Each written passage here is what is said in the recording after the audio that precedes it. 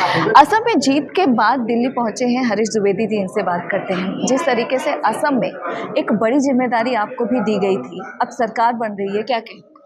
देखिए, असम की सम्मानित जनता ने आदरणीय प्रधानमंत्री जी के नेतृत्व में केंद्र सरकार ने जिस प्रकार असम के विकास के लिए काम किया, आदरणीय मुख्यमंत्री जी के नेतृत्व में प्रदेश सरकार ने जिस लिए असम के विकास के लिए काम किया, डबल इंजन की सरकार ने असम के विकास के लिए, असम के इंफ्रास्ट्रक्चर के को आगे बढ़ाने के लिए, असम के महिलाओं के सशक्तिकरण के लिए, असम के चाहे मजदूरों के विकास के लिए जिस प्रकार काम किया है, उस काम पर मोहर लगाते हुए असम की जनता ने प्रचंड बहुमत दिया है, भरपूर आशीर्वाद दिया है।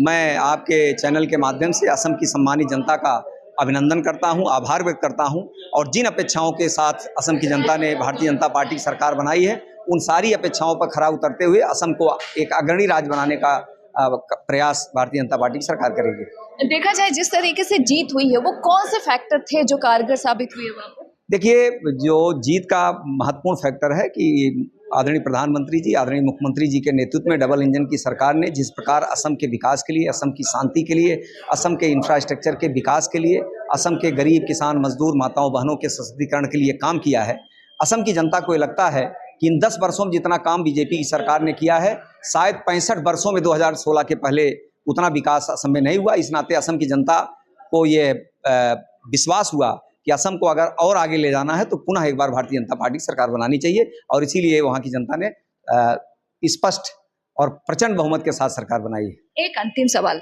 देखा जाए तो 3 राज्यों में बीजेपी की भारी मतों से जीत हुई है और कुछ जगहों पर अपोजिशन भी है। अपोजिशन का ये कहना है कि कुछ जगहों पर वोट चोरी भी हुई है। आपको क्या लगता है, ये फ्रस्ट्रेशन है? अपोजिशन और राहुल गांधी अगर इसी रास्ते पर चलते रहेंगे तो शायद 2-4 जगह जहां उनकी सरकार बची है वो भी चली जाएगी, क्योंकि जमीन पर वो काम करते नहीं हैं।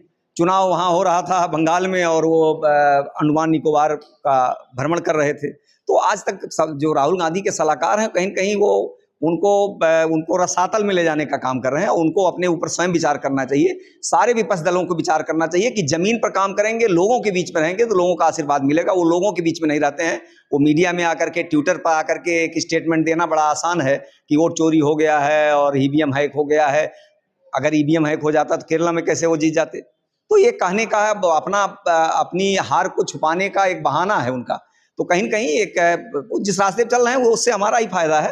कुल मिलाकर के उनको भी अपने ऊपर विचार करना चाहिए। धन्यवाद हमसे बातचीत करने के लिए। दिल्ली से इंडिया पोस्ट न्यूज के लिए ममता चतुर्वेदी।